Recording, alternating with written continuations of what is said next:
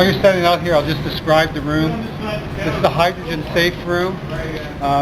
You see this? This is a emergency ventilation system. So if there's any hydrogen, it'll be vented out.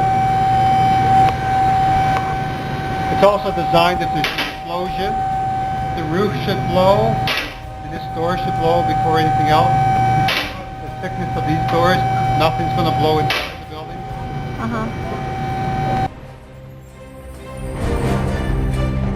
I love that. So, come on in. Yes. So the idea is to film it as you work on it, speed it up, take a video out of it? Yeah. Everybody understand that concept with the camera? Yeah. But just for your information, if you're looking at the underside here, all of this is going to go. Tank's gone, exhaust gone, motor's gone, transmission's gone. It's all going to disappear.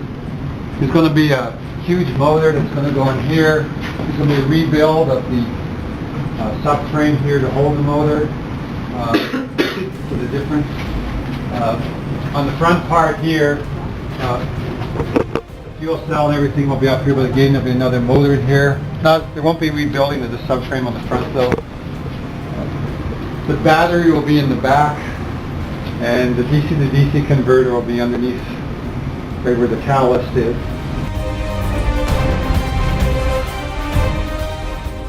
It's a fairly unique vehicle at the moment. It's one of the GM's two-mode hybrid vehicles. The two-mode is the brand new system they put out there for combining the motor with the transmission. So what you actually have in the transmission, within the transmission is a motor, and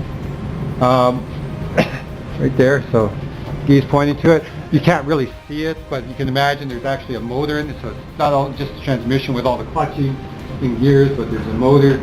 And so it's not a motor that you have like we're going to see in this vehicle, which is going to be between the axles of the wheels. It's the motor within the transmission itself, and that's where the regen is done. The power goes back into the motor there, the transmission. There's clutching in there with the engine and can operate as a hybrid.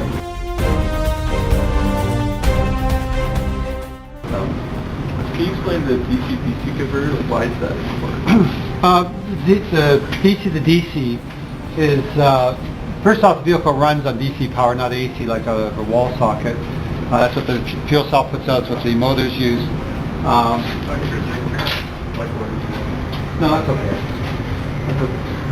But the DC to DC converter is needed to match voltages between the fuel cell and the battery. If you have different voltages, then you'll only have one of those components driving your system, whichever is the higher voltage. But if you match the voltage, then you can have power from both the battery and the fuel cell simultaneously. The other reason you need the DC to DC converter is that the motor's dynamic range of voltage is much larger than the battery's dynamic range. So you have to take the voltage that comes from the motors in, say, regen braking and boost it up so you can charge the battery. So again, that's what you need the DC to DC. The power flows both ways, into and out of the battery through it, just to match the voltages. And does the battery only charge when you brake, or how else? The battery charges when you brake or when you plug in, or when we produce more power from the fuel cell. So we'll keep the battery in it'll operate two ways. The battery will either be in a near constant state of charge, probably around 50%, give or plus or minus 5%.